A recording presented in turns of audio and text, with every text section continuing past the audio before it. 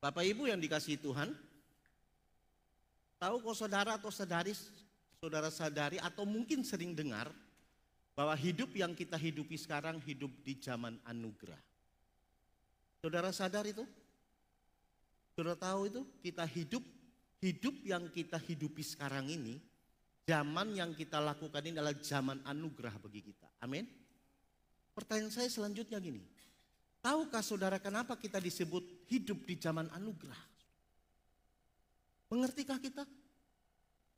Tahukah saudara, sadarikah saudara, kenapa kita disebut hidup di zaman anugerah? Saudara tahu kenapa? Kita semua bilang kita hidup di zaman anugerah. Tahukah saudara kenapa kita disebut hidup di zaman anugerah? Nah, ini harus kita perhatikan sebelum kita masuk lebih jauh. Kenapa kita harus merayakan Natal? Saudara harus mengerti baik-baik kenapa kita disebut hidup di zaman anugerah. Sederhana, saudara. Alkitab yang saudara pegang, Alkitab yang ada di tangan saudara, itu menceritakan segala sesuatu yang sudah terjadi. Dan bahkan nanti yang akan terjadi.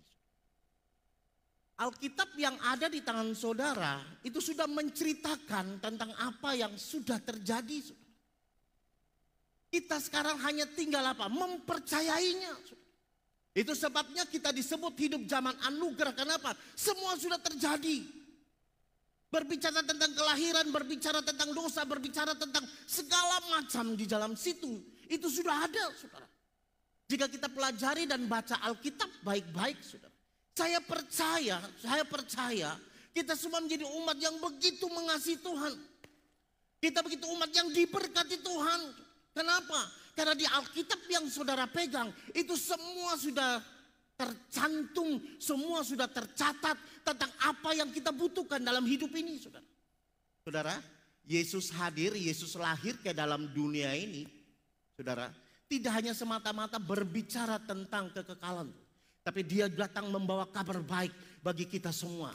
Kenapa? Yesus tahu kita hidup butuh makan minum. Yesus tahu kita hidup di dalam dunia butuh yang namanya kebutuhan hidup ini. Saudara, itu sebabnya saudara, Alkitab itu sudah catat semua dengan rinci di situ. Saudara. Alkitab sudah ajari kita dengan baik bagaimana supaya kita hidup diberkati Tuhan. Saudara.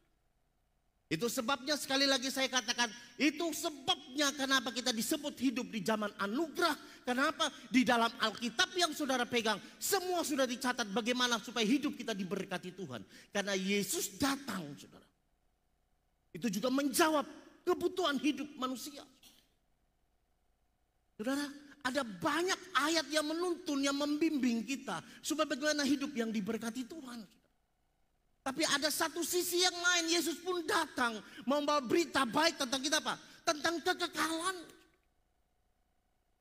Dia tidak hanya sekedar berbicara tentang kebutuhan hidup, tapi dia juga berbicara tentang kekekalan. Dia berbicara tentang bagaimana manusia itu bisa hidup di dalam surga bersama dengan dia.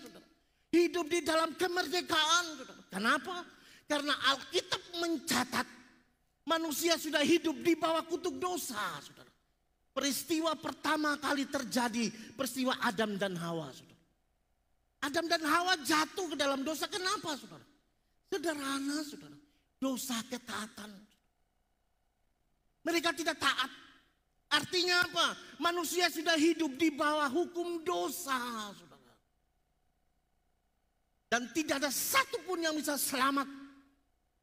Tidak ada satupun yang bisa lolos dari dosa ini, saudara. Itu terbukti kalau saudara baca Alkitab. Berkali-kali hukum itu diberikan, saudara. Sederhana, saudara. Supaya apa? Kita mau beli hidup yang kekal, saudara. Itu sebabnya, saudara, kenapa dia harus lahir. Sekali lagi, hidup yang kita hidupi sekarang ini, hidup di dalam anugerah Tuhan. Sekali lagi dan catat baik-baik. Karena semua peristiwa iman, peristiwa tentang kekekalan sudah dicatat di Alkitab. Seandainya kita hidup pada zamannya Tuhan Yesus. Saya percaya. Tidak semua kita percaya tentang Yesus. Kenapa? Seandainya kita hidup zamannya Tuhan Yesus, kita bilang begini, ya astaga, dia bilang dia Mesias lah. Dia bilang dia Tuhannya. Kemarin saya masih marah sama dia, kenapa? Saya pesan meja, dia janji 2 minggu belum jadi meja. Meja sudah jadi, dia punya kaki panjang sebelah.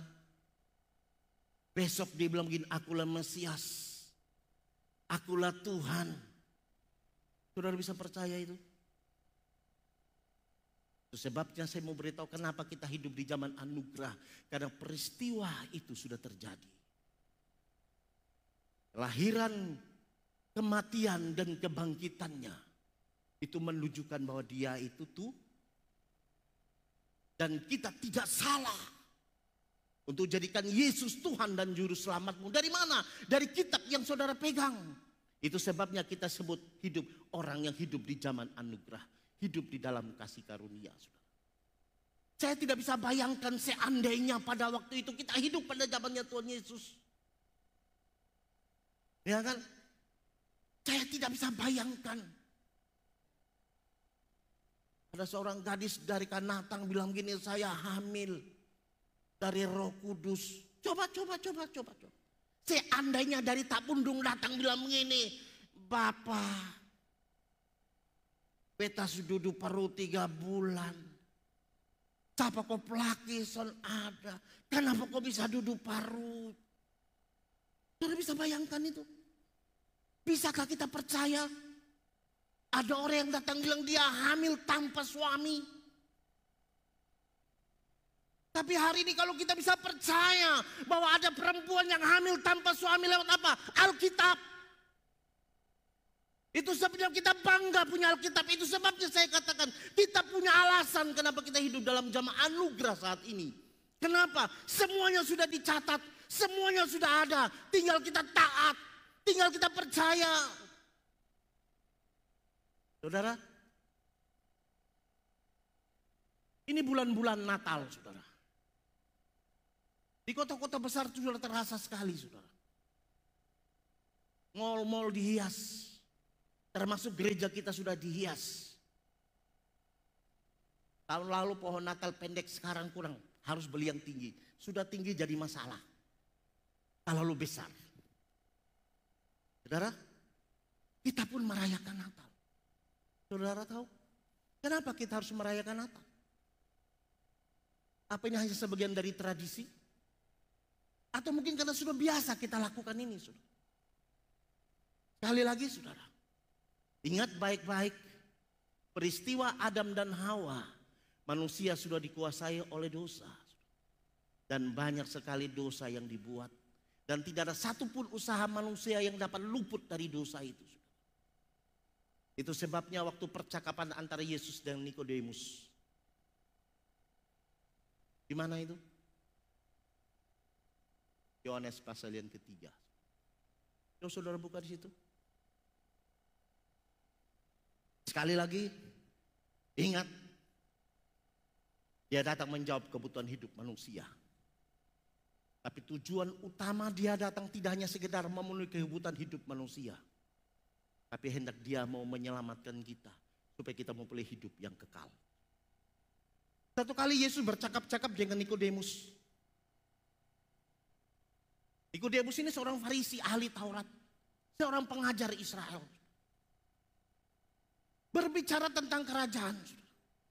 Singkat cerita kalau saudara perhatikan baik-baik. Di dalam ayat yang ke-14 bilang gini. 13 kita baca lebih dulu. Yohanes 3 ayat 13 bilang, tidak ada seorang pun yang telah naik ke sorga. Selain daripada dia yang telah turun dari sorga, yaitu anak manusia. Ayat 14 bilang gini, dan sama seperti Musa meninggikan ular di padang gurun. Demikian juga anak manusia harus ditinggikan. Saudara tahu mengerti tentang peristiwa ular di padang gurun yang dibuat oleh Musa, yaitu ular tembaga. Saya pernah ke Israel dan saya pernah melihat replika dari ular tembaga. Saya tidak tahu apa itu asli kok, palsu kok. Pokoknya ada itu ular. Orang ada gantung di atas ular tembaga. Saudara, saking bejatnya. Saking manusia itu dikuasai oleh dosa. Saking tidak taatnya bangsa Israel. Tuhan kirimkan ular. Setiap orang yang kena patuk ular itu pasti mati. Dan banyak yang mati, saudara. Musa bilang, Tuhan kalau begini caranya bagaimana, saudara? Apa kata orang? Tuhan bilang gini, kau buat ular dari tembaga, saudara. Setiap orang yang kena patuk ular, yang kena gigit ular, apabila dia melihat ular tembaga itu, maka dia tidak akan mati, dia akan selamat, saudara. Saudara, ini gambaran kenapa Yesus harus hadir. Salah satu contoh, salah satu alasan kenapa hari ini kita boleh merayakan Natal, saudara. Agar kita dapat memandang anak manusia yang tergantung. Kenapa setiap orang yang memandangnya tidak akan binasa. Alkitab bilang begini, ayat 15 begini. Supaya setiap orang yang percaya kepadanya beroleh hidup yang kekal, saudara. Kenapa? Tadi saya katakan karena manusia sudah dikuasai dosa dan menjadi hamba dosa. Manusia tidak akan bisa memperoleh hidup yang kekal. Kenapa? Dosa yang membelenggu. Dosa tidak bisa lepas. Kalau saudara baca Alkitab berkali-kali. Sampai Tuhan berikan hukum yang namanya 10 hukum Tuhan. Saudara.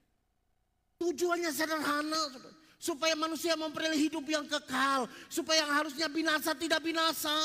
Tapi semuanya itu gagal dilakukan oleh manusia. Tidak satupun hukum yang dapat dibuat. Itu terbukti setiap bangsa Israel yang keluar dari Mesir, saudara. Yang saya tahu dan yang saya mengerti dan saya pahami.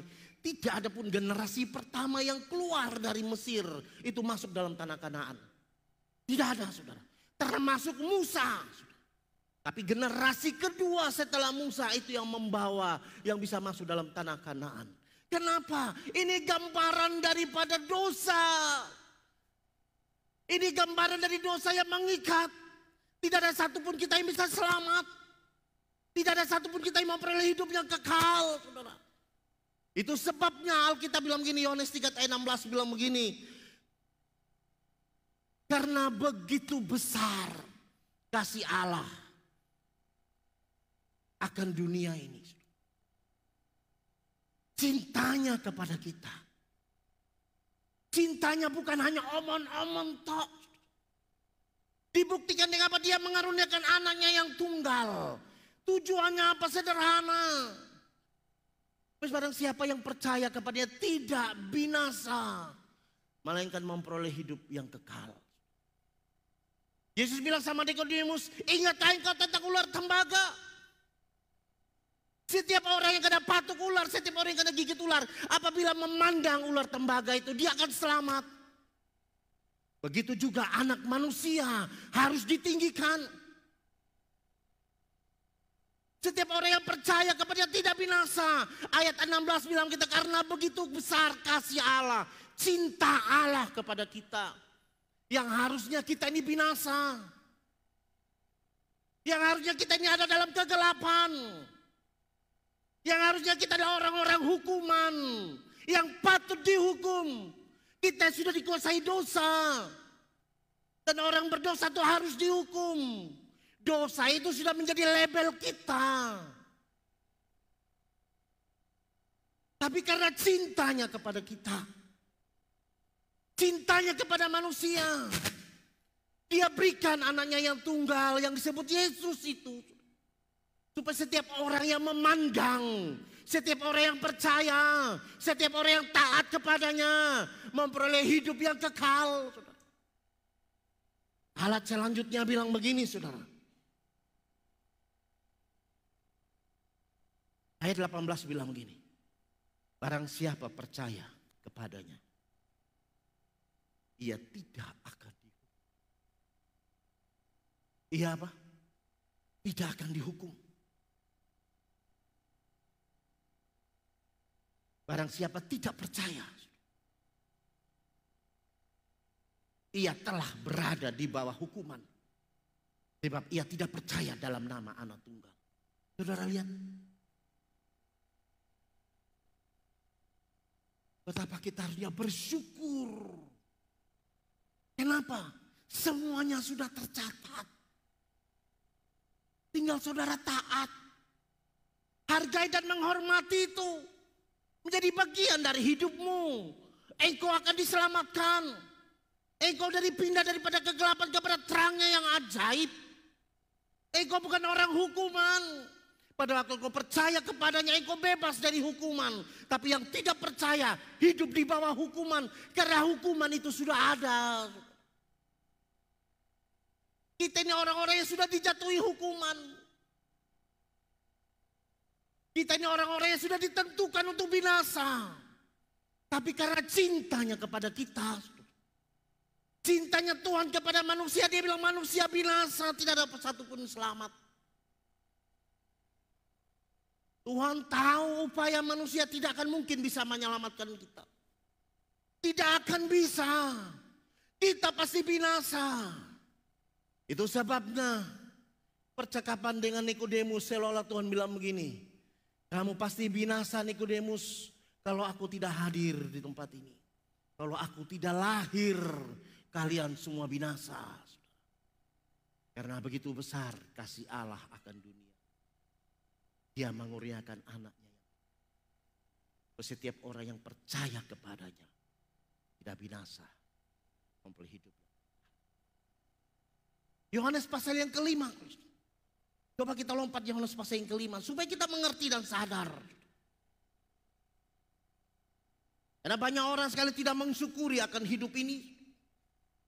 Bahkan mereka bermain-main dengan anugerah yang kita terima.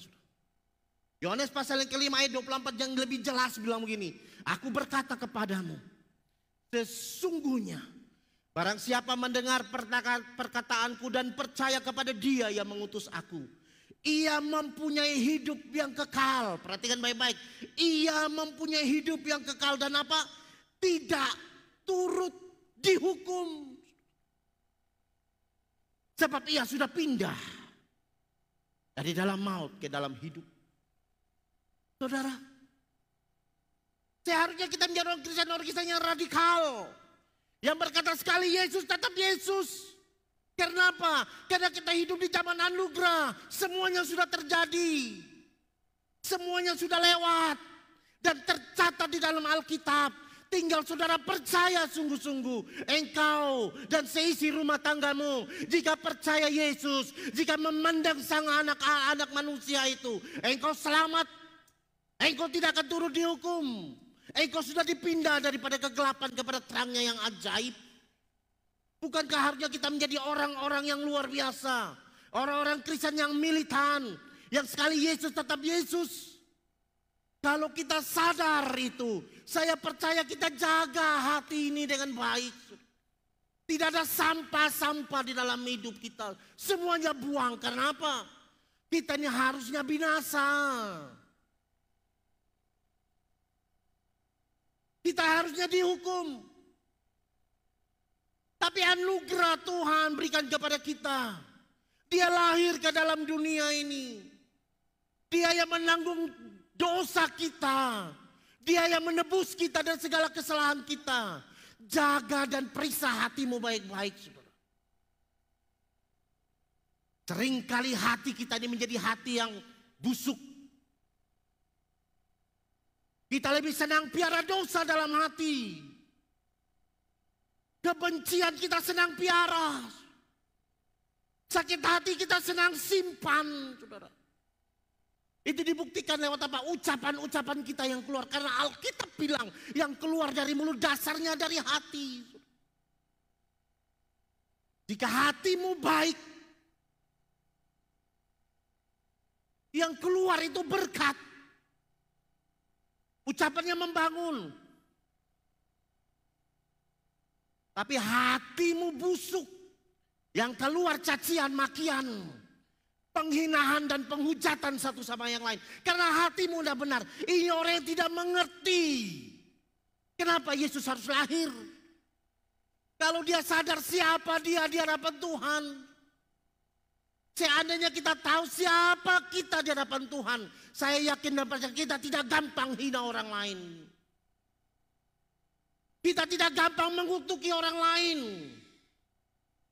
Kita tidak gampang mencap orang lain ini dan itu, saudara. Kenapa? Karena kita tahu kita ini orang berdosa. Kritik itu boleh, saudara. Apalagi kalau kritik mengandung penghinaan, hatimu tidak beres. Kalau kritik untuk membangun itu oke, saudara. Tapi kalau kritikmu untuk menjatuhkan orang lain, engkau hatimu tidak beres. Tuhan bilang, "Enyalah engkau, hai engkau pembuat kejahatan. Aku tidak pernah kenal engkau." Saudara, ini bulan-bulan yang perlu kita renungkan, saudara.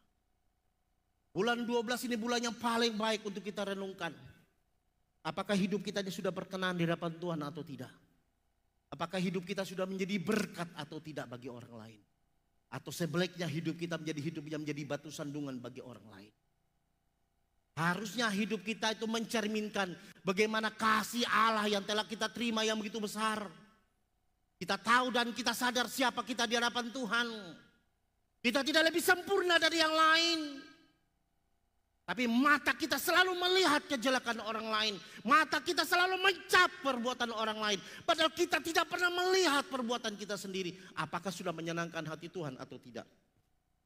Itu sebabnya Alkitab bilang gini. Selumbar kertas, selumbar benang. Di mata saudaramu engkau lihat. Tapi balok di matamu sendiri engkau tidak lihat. Tragis, saudara. Sebelum kita tinggalkan tahun 2024 dan kita memasuki tahun yang baru. Mari kita koreksi hati kita. Sebagai orang-orang yang telah dipindahkan daripada kegelapan kepada terang yang ajaib. Sebagai orang-orang hukuman telah dibebaskan dari hukuman itu, saudara. Dia yang menanggung kelemahan kita. Dia lahir. Dia mati. Kematiannya sangat menggenaskan. Itu kenapa? Karena kita, saudara. Dia lakukan semua itu kenapa? Karena cinta kepada kita, saudara. Nah, kita yang sebut murid Kristus, kita disebut pengikut-pengikut Kristus. Mana cintamu, mana kasihmu kepada yang lain, saudara. Kita lebih senang lihat orang susah. Dan hati kita susah lihat orang senang. Apakah ini mencerminkan murid Kristus? Berapa banyak orang di luar mencibir kita, ini sebut orang Kristen. Di dalam gereja kita semua seperti malaikat. Malaikat aja kalah sama kita. Giliran kalau di luar gereja, Lucifer bilang, aku saja yang jahat, tidak sejahat dia. Saya ini tukang bohong, kata Lucifer. Saya ini tukang penipu. Saya ini suka buku bolak-balik kata saya. Tapi saya lihat orang Kristen lebih parah dari saya. Sampai-sampai ini setan bilang, Tuhan saya berhenti sudah jadi setan, katanya Yandi itu, Manobe. Saya berhenti sudah jadi setan, kenapa saya punya bagian dorong sudah itu manusia semua yang ambil. Giliran sekarang saya yang jadi manusia, mereka jadi setan semua. Saudara, saya dengar itu perkataan, itu menusuk hati. Kelihatannya lucu. Tapi itu perkataannya menusuk sampai di sumsum, saudara. Malu dong. Setiap tanggal bulan 12 kita hias ini gereja bagus-bagus. Tidak salah, saudara. Sampai ke ungkapan rasa syukur kita ini yang bisa kita buat. Tidak salah, tapi bukan hanya sekedar itu, tapi keluar kita jadi berkat, saudara. Menyebut diri orang Kristen, tapi kalau naik sepeda motor, dorang pikir dorang saja yang punya sepeda motor. Itu Jepang sudah bikin itu pot bagus-bagus, ada saringan supaya kita telinga tidak terlalu sakit. Giliran dorang pikir sepeda motor RC King tua selalu pikas dulu.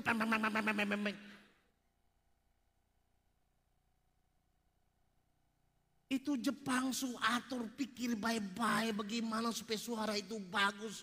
Datang di orang Sumba ini Jepang bodoh bikin sepeda motor. Saudara, tapi kalau kita di gereja, kita pu alim, malaikat kalah bro. Ya kan?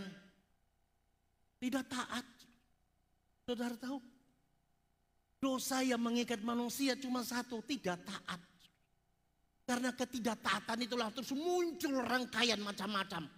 Ada iri hati, ada sakit hati, macam-macam pembunuhan terjadi segala. Karena sederhana, tidak taat. Coba kalau kita taat rambu-rambu lalu lintas. Selamat kita di jalan. Pemerintah bikin rambu-rambu lalu lintas tujuan sederhana, bukan menyusahkan kita. Supaya kita ini berkendaraan dengan aman dan selamat sampai di tujuan. Tapi kita salah kan? Pemerintah salah. Bikin lampu merah terlalu lama. Lampu hijau terlalu lama. Merah pun kita lapisa. Tapi kalau kita di gereja, ku mau sepertimu Yesus. Yesus tidak pernah melanggar lampu merah bro. Sudah tahu dilarang masuk, orang masuk saja kan kepingin cepat. Tapi kalau kita di gereja, Tuhan, jadikan aku ini rumah doamu. Pret. Saudara, taat. Dan sadarilah engkau ini orang-orang gelap yang sekarang sudah menjadi terang. Sadarilah kita ini orang yang binasa tapi mau hidupnya kekal. Karena Yesus, jangan gadaikan Yesus. Jangan hujat dia lewat perbuatanmu, jangan hujat dia lewat perkataanmu. Jangan cambuk dia, jangan lukai dia lewat apa tingkah lakumu. Berkali-kali saya ngomong kalau saya punya kesempatan seperti saya sering bilang. Pilkada ini membuat kita melihat saudara. Mana orang yang dipakai Tuhan, mana orang yang diurapi Tuhan. Dan mana yang menyebut dirinya Kristen-Kristenan.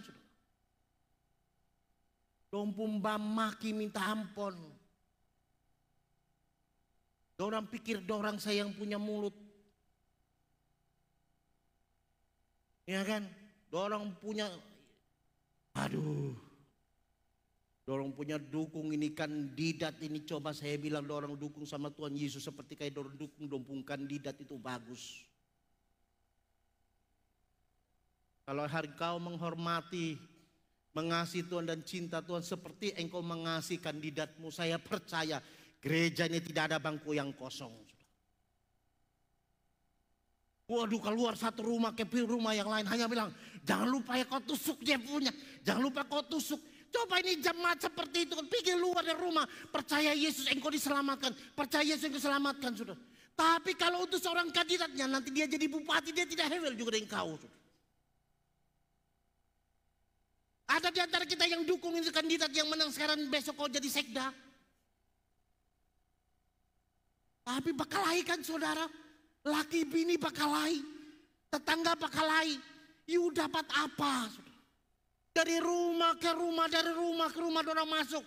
Jangan lupa pilih ini ya, jangan lupa pilih ini ya. Coba kalau dorang bawa nama Yesus. Jangan lupa pergi gereja ya. Ada di antara kita kandidat. Atau itu pendukung-pendukung itu. Baik nomor 1, ke nomor 2, ke nomor 3 terserah. Setelah pilkada pergi dari rumah ke rumah. Percaya Yesus atau bilang begini. Pak besok hari Minggu kita ke gereja ya. Ada. Ada.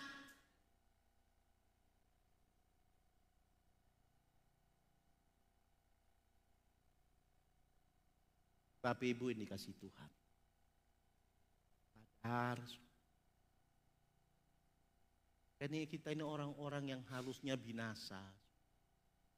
Jadi berkat bagi orang lain.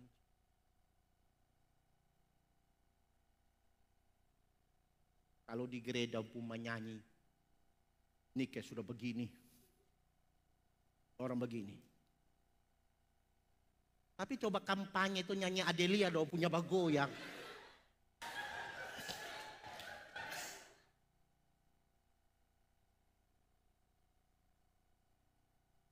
Kau dapat apa? Dapat apa? Gereja jam setengah 10, datang jam 10, setengah 11. Coba kalau di lapangan Rieti, mulai jam 3, jam 5 sudah ada di lapangan. Saya lihat orang posting, saya berpikir, ini orang-orang Kristen semua ini. Ini orang-orang Kristen. Kalau di gereja, biarlah rohmu menyala. Weh, di sini sudah sampai bakaringan. Mari kita memuji Tuhan. Tinggikan dia ini. Sama. Di dalam hadirat Tuhan kita harus rapi dan kita harus sopan. Karena ini ada Roh Kudus. Orang lupa pada waktu Daud membawa tabut Allah. Dan menari seperti orang gila sampai bajunya dilepas. Tapi kalau itu artis bilang mulai begini. Bu, jangan ketawa, bertobat. Bertobat. Bapa kami dalam surga. Dorang pun kandidat lebih dedong pun sembah sama Tuhan akan lewat. Tidak larang. Tidak larang boleh. Tapi jangan keterlaluan begitu loh. Gereja dorang punya sopan mati. Ya kan? Bapak Ibu yang dikasih Tuhan. Bulan-bulan ini bulan-bulan yang paling bagus untuk kita berintrospeksi diri. Sudahkah hidup kita menjadi hidup yang berkenan kepada Allah? Lewat ucapan kita, lewat perbuatan kita, lewat tingkah laku kita. Supaya mereka melihat perbuatan yang baik yang kita lakukan. Dan mereka boleh memuliakan Bapa di surga. Bapak Ibu yang dikasih Tuhan. Sadarilah kita ini orang-orang yang harusnya orang-orang hukuman. Kita ini orang-orang yang harus sudah binasa. Binasa. Dunia ini sudah dikuasai dosa. Yesus bilang anak manusia itu harus ditinggikan. Supaya setiap orang yang taat dan percaya kepadanya memperoleh hidup. Dan hidup yang kekal. Mereka tidak lagi di bawah hukuman. Mereka dibebaskan dari hukuman. Itu dibuktikan lewat kematiannya. Saudara. Minggu kemarin kita buat perjamuan kudus. Itu bukan kebetulan atau dibuat. Ya namanya perjamuan kudus harus ada sedikit lah. Penyisaan Tuhan Yesus begitu. Saudara, setiap kali film itu diputar. Itu mengingatkan kita. Harusnya kita yang alami itu. Pernahkah saudara bayangkan pada waktu cambuk itu melekat. Dan ditarik. Daging-daging pada berantakan. Harusnya kita yang tanggung itu. Pada waktu dia dicambuk. Harusnya kita yang alami itu. Bukan dia. Tapi dia mau lakukan semua itu sederhana karena dia cinta kita. Karena dia sayang kita. Kita tahu semua itu lewat buku. Yang disebut dengan Alkitab itu. Itu sebabnya sekali lagi kita hidup di zaman anugerah.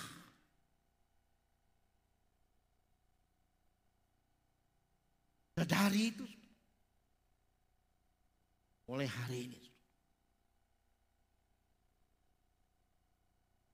Jadilah orang yang telah dimerdekakan. Jadilah orang yang bisa membawa kabar baik bagi yang lain. Jadilah orang yang selalu ucapannya mendatangkan berkat dan membangun orang lain.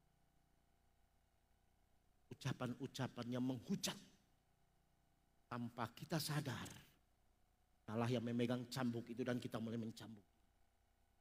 Lewat perbuatan kita. Lewat tingkah laku. Bapak Ibu yang dikasih Tuhan. Karena begitu besar kasih. Karena begitu besar cintanya. Hari ini kita bisa ada. Hari ini kita hidup. Semua karena anugerah. Minggu depan tanggal 15. Kita rayakan itu. Renungkan itu baik-baik. Sadarilah itu. Dia cinta kita, dia sayang kita, dia mengasihi kita. Dia lahir ke dalam dunia. Mari kita bangkit berdiri. Kita renungkan firman.